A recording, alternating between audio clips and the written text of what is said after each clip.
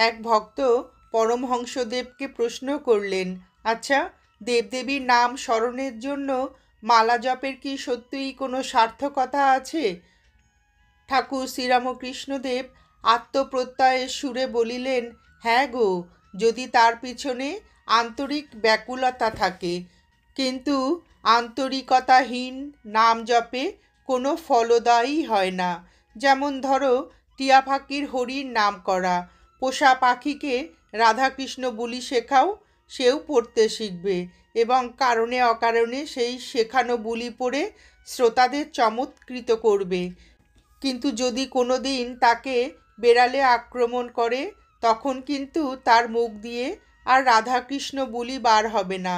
সে তখন প্রাণ ভয়ে মাতৃভাষায় ক্যা ক্যা শব্দই করতে থাকবে। তার কারণ রাধাকৃষ্ণ তার শেখা বুলি, অন্তরের কথা নয়। সেই জন্য সংকটকালে সে বুলি ভুলে যায়।